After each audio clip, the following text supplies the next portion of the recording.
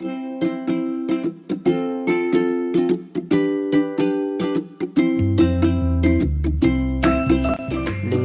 adalah seluruh faktor luar yang mempengaruhi suatu organisme.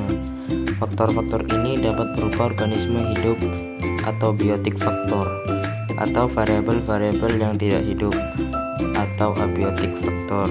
Lingkungan hidup sebagai kesatuan ruang dengan semua benda, daya, keadaan makhluk hidup, termasuk manusia dan perilakunya, mempengaruhi alam itu sendiri.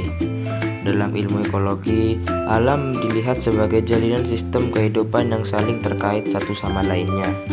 Artinya, setiap makhluk hidup berada dalam suatu proses penyesuaian diri dalam sistem kehidupan yang dipengaruhi oleh asas-asas dalam kelangsungan kehidupan ekologi tersebut.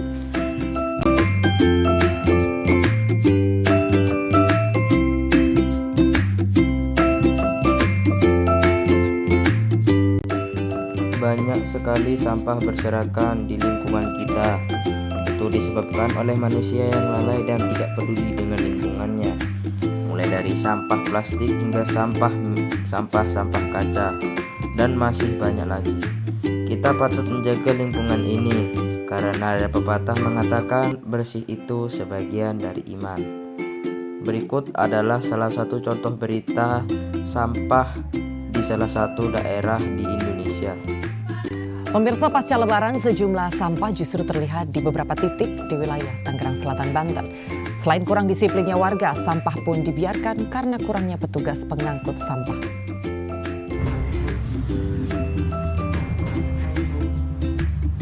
Tumpukan sampah terlihat berserakan di sejumlah pinggir jalan di wilayah Tangerang Selatan, Banten.